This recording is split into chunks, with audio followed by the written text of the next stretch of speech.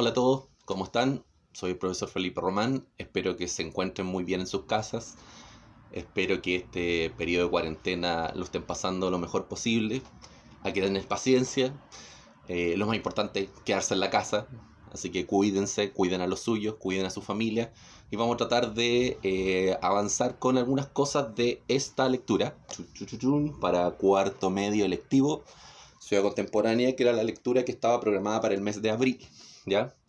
La modernidad líquida de Zygmunt Bauman.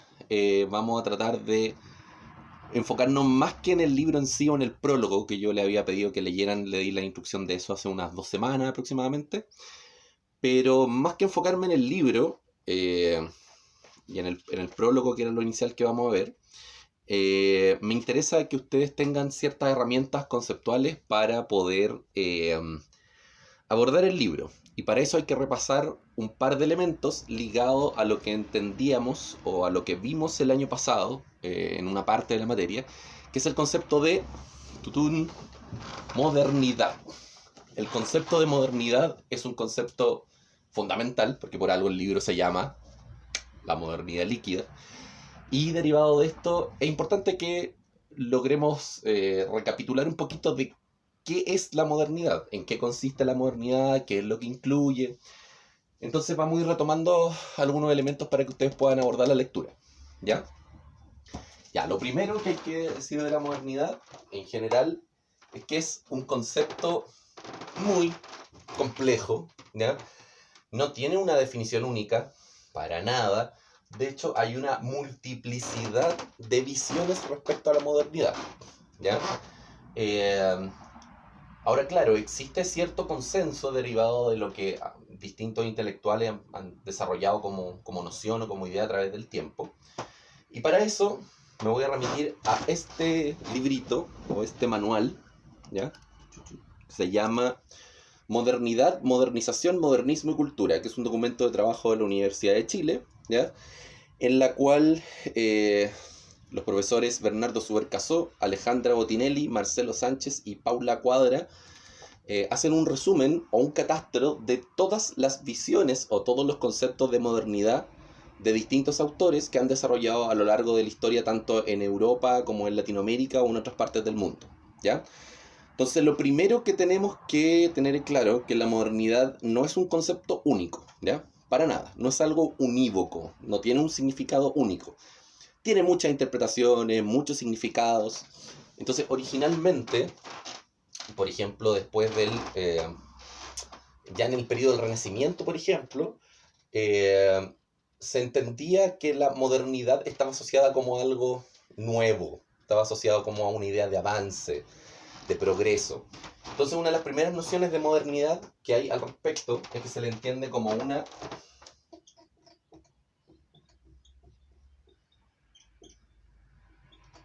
etapa, ¿ya?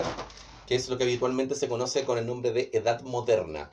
Cuando los libros de historia se hace este corte de Edad Antigua, Edad Media, Edad Moderna, es una de las tantas definiciones de modernidad, ¿ya? Aunque claro, se dice Edad Moderna y no modernidad en sí. Hay cierto consenso en distintos autores que la modernidad parte más o menos siglo XVII, siglo XVIII, y va de la mano de alguna manera con el pensamiento científico, ¿ya? Entonces, la modernidad acá podríamos entenderlo también como una visión de mundo, ¿ya? Eh,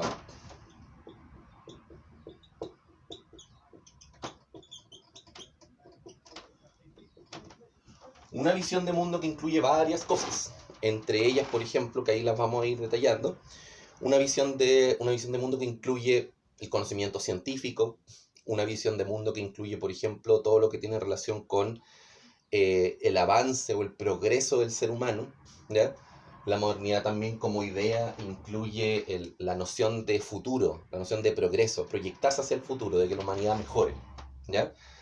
Y fueron varias visiones o pensamientos de la época los que ayudan a eso. Y uno de los primeros, por ejemplo, fue el racionalismo, ¿ya? El racionalismo en el siglo XVII, por ejemplo, a partir, no sé, del pensamiento de Locke o el pensamiento de Descartes, el racionalismo y el uso de la razón, ¿ya? Que empieza a tomar más peso en términos socioculturales que la fe, por ejemplo, ¿ya? Este problema o esta dicotomía entre la religión y la ciencia, de a poco, en el siglo XVII, si bien tenemos un mundo con reyes, con monarquías, que son monarquías obviamente religiosas, monarquías absolutas, la ciencia de a poco empieza a tener un cierto avance, ¿ya? Y ese avance le permite a los seres humanos cuestionar no solamente a la religión, sino que cuestionar también los modelos políticos de la época, ¿ya? Entonces, derivado de eso, con el racionalismo y con la ilustración en el siglo, ya en el siglo XVIII, va a empezar a avanzar o se va a empezar a generar una cierta idea de modernidad, ¿ya? Entonces, acá vamos a colocar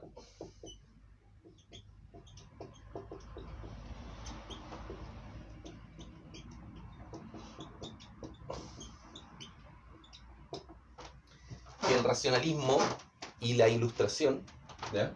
El racionalismo más en el siglo XVII e ilustración más en el siglo XVIII, van a ser, podríamos llamarlo así, puntos de partida de lo que podríamos entender como la modernidad, ¿ya? La modernidad, al incluir una idea de progreso del ser humano, obviamente está muy ligada con todo lo que tiene que ver con el concepto de democracia, con el concepto de república. ¿Y eso cuándo se empieza a lograr? ¿O cuándo se empieza a conseguir? Cuando caen las monarquías absolutas. ¿Y cuándo empieza el declive de las monarquías absolutas? Con la Revolución Francesa, ¿ya? Entonces, de alguna manera, el racionalismo y la ilustración hacen que los procesos sociales avancen, se produce la Revolución Francesa, y desde la Revolución Francesa en adelante, al tener república, al tener democracia, al tener derechos civiles, igualdad ante la ley, ¿ya? Todos esos elementos van ayudando a que la sociedad progrese. Entonces se entiende habitualmente que lo que nosotros conocemos como edad contemporánea, o sea, desde 1789 hacia adelante, es parte de la modernidad como tal, ¿ya? Pero la modernidad incluye muchos elementos más. De hecho, vamos aquí a ir revisando marqué algunos elementos que aparecen acá, definiciones de algunos autores. Entonces vamos a ir revisando algunas de estas para que vean qué cosas incluye la modernidad.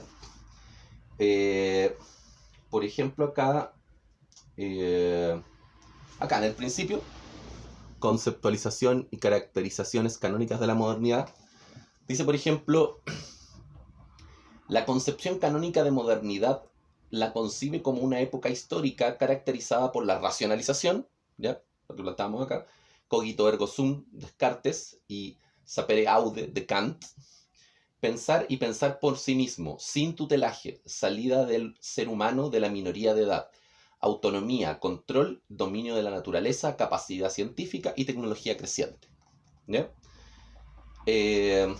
Acá más adelante, por ejemplo, aparece la perspectiva de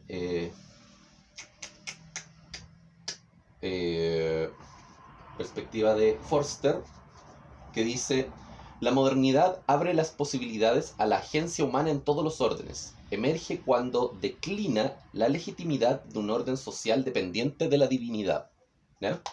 Recuerden que en las monarquías absolutas, en general, lo que se entendía como visión de mundo era el derecho divino. O sea, el rey es rey porque Dios lo designó para ser rey.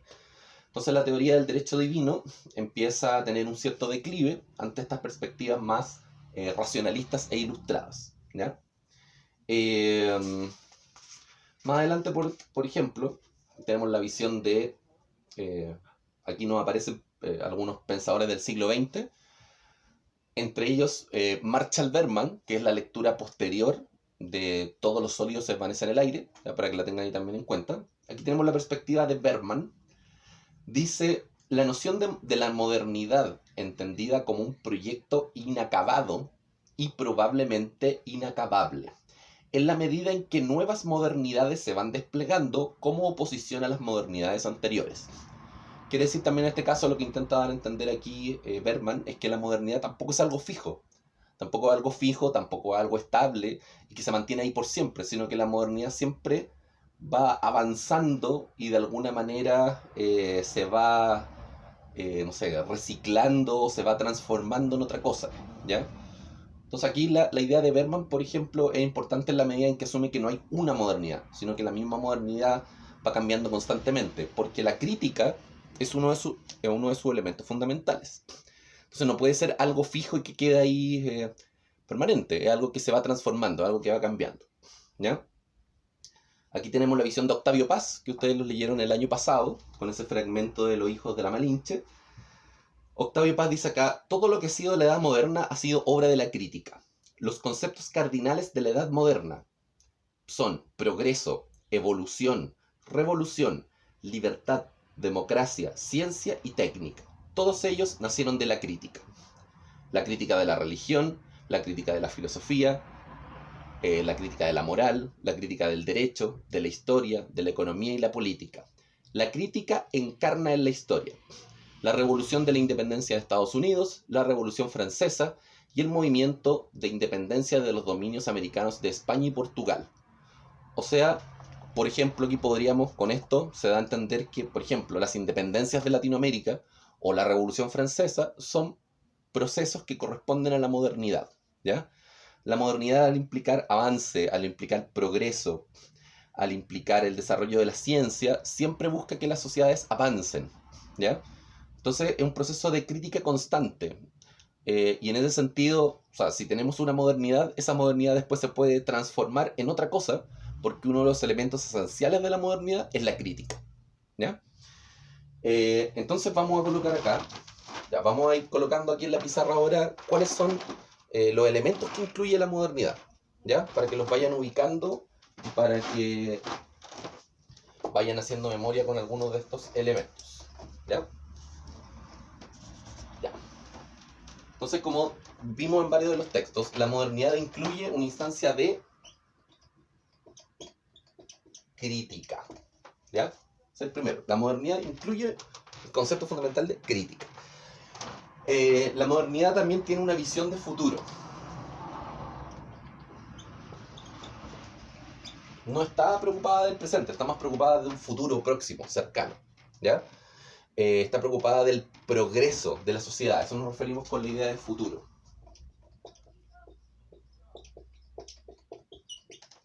La modernidad, en este sentido, también se basa en instancias de carácter científico. Ese progreso no es un progreso arbitrario, sino que se supone que es un progreso basado en la ciencia.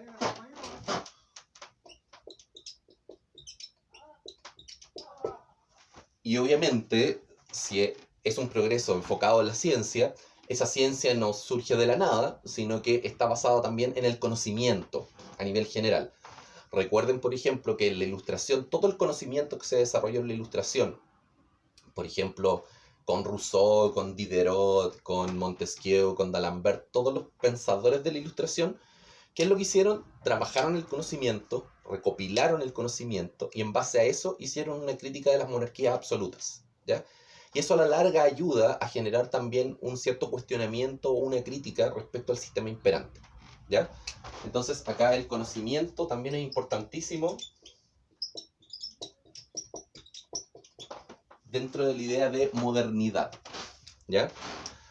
Si ya tomamos desde la Revolución Francesa en adelante, uno de los principales fenómenos de la modernidad es la aparición de ideologías, ¿ya? Como tal, de alguna manera, con la Revolución Francesa parte lo que vamos a llamar en términos ideológicos o en términos de perspectivas el liberalismo. El liberalismo es una ideología que es la base actual de nuestro sistema democrático y también es la base actual de nuestro modelo económico, con el sistema neoliberal, ¿cierto? Incluso también lo que ustedes conocen como modelo keynesiano, o lo que, no sé, o lo que ustedes han visto, lo que hemos visto en algún momento, no sé, la visión socialista, comunista, anarquista, la doctrina social de la iglesia. Todas esas perspectivas son ideologías, ¿ya? Son visiones de mundo. Y esas ideologías o visiones de mundo son características de la modernidad. Entonces,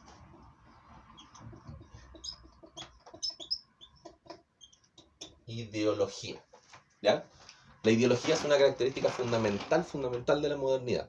Y a partir de esas ideologías también se va, de alguna manera, cuestionando todo lo que tiene que ver con el mundo conocido hasta ese momento, ¿ya? Porque claro, por ejemplo, el liberalismo cuestiona las monarquías absolutas. Después, a mediados del siglo XIX, Cuando el liberalismo estaba alcanzando mucho poder con la burguesía y con la revolución industrial, ¿quién llega a cuestionar eso? Por ejemplo, el comunismo o el socialismo, con el movimiento obrero. Y esa perspectiva ideológica, obviamente, es un cuestionamiento también a otro elemento, que era el liberalismo, ¿ya? Entonces, lo que ayudan a hacer estas ideologías es a cuestionar, a desarrollar esta crítica que aparecía acá en los textos, ¿ya? De alguna manera, lo que busca la modernidad es lo que vamos a llamar verdades, verdades absolutas. Y eso tenía un nombre, ¿ya? Ese nombre empieza con la letra M. ¿Alguien se acuerda? Es...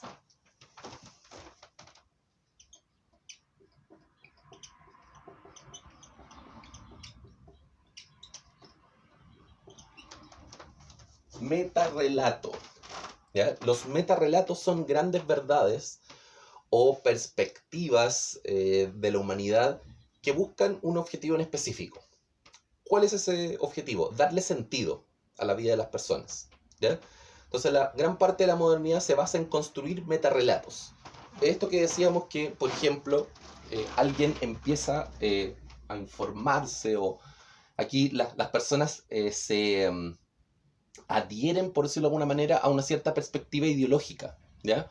Y por ejemplo, no sé, los obreros de la época se convierten en socialistas y nadie los saca de ahí durante toda su vida. O los empresarios se adhieren, por ejemplo, al pensamiento liberal y no se mueven de eso. Son visiones sumamente fijas. Y esas visiones fijas le dan sentido a la vida de las personas, ¿ya? Ahora, claro, eso podría ser un poco, si ustedes lo ven ahí, podría ser un poco contradictorio con el tema de la crítica, porque si el metarrelato es algo más bien fijo o algo más bien estable, ¿ya? ¿Qué tiene que ver la crítica ahí?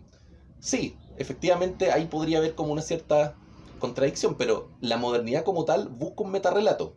Y ese metarrelato, de alguna manera, lo que trata de hacer es cuestionar a otro metarrelato anterior.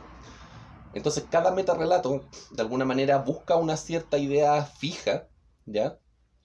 Pero, de acuerdo a diversas perspectivas, esos mismos metarrelatos lo que hacen es criticar otra visión u otra perspectiva ideológica.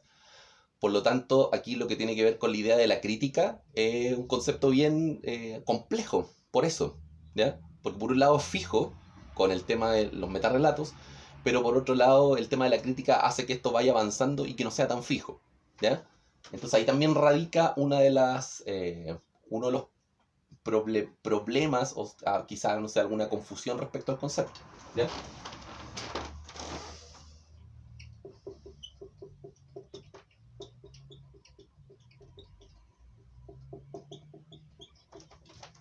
Entonces, la modernidad busca lo fijo, busca lo estable, busca una estabilidad, ¿ya? Y en ese sentido, aquí va a tener un rol muy importante para el avance en términos sociales, económicos, políticos, va a tener un rol súper importante el Estado. El Estado va a tener un rol importantísimo en este contexto, porque desde el Estado se van a, por ejemplo, construir universidades, construir colegios, construir infraestructura, ferrocarriles, etcétera. Muchas veces estas instancias las hacían privados, pero aquí el Estado es un elemento fundamental para poder organizar toda la vida política y social, ¿ya? El Estado se va a hacer parte de todos los procesos de modernización, concepto que ahí lo vamos a ir desarrollando posteriormente, ¿ya? Ya. Más o menos con eso debería quedar clara tener una noción más o menos clara de en qué consiste la modernidad, ¿ya? Todas estas ideas o todas estas nociones en general, como visión, como perspectiva, como idea, va a durar de manera más o menos fija, estable, más o menos hasta 1950, más o menos terminando la Segunda Guerra Mundial, ¿ya? Y ahí se empieza a cuestionar todo esto, ¿ya? Y la antigua modernidad, que era fija, estable, sólida, ¿ya?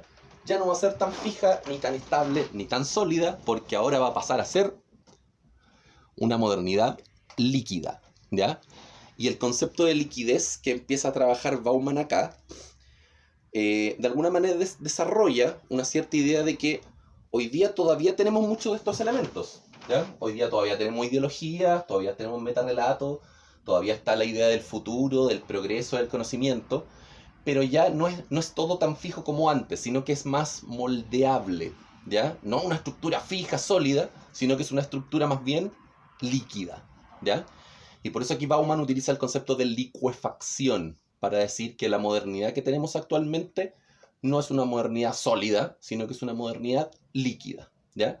Entonces ahí Bauman empieza a analizar varios conceptos derivados de eso, y es lo que aparece en el prólogo, ya que el prólogo se llama acerca de lo leve y lo líquido. Prólogo acerca de lo leve y lo líquido. Y empieza acá. Los líquidos, una variedad de fluidos, poseen estas notables cualidades, hasta el punto de que sus moléculas son preservadas en una disposición ordenada solamente en unos pocos diámetros moleculares. Esa es una descripción de lo líquido. Y empieza a aplicarlo a lo social, ¿ya? Entonces, con esto, ustedes deberían poder empezar a trabajar la lectura, no sé, las primeras 5 páginas aproximadamente, y para ello necesito que cuando encuentren algún concepto que no conozcan, hagan la pregunta respectiva, ¿ya? O algún autor que ustedes no conozcan, también, bueno, lo pueden googlear si quieren, pero si ustedes hacen las preguntas correspondientes, hacemos una siguiente clase con las dudas de las primeras 5 preguntas, ¿ya? Ya, espero que les haya gustado, espero que haber hecho una buena introducción en términos metodológicos para que ustedes puedan ir avanzando con el libro. Así que eso, que estén muy bien, muchas gracias, espero que nos veamos pronto y que todo resulte bien. Quédense en su casa, cuiden a los suyos, que les vaya bonito, nos vemos.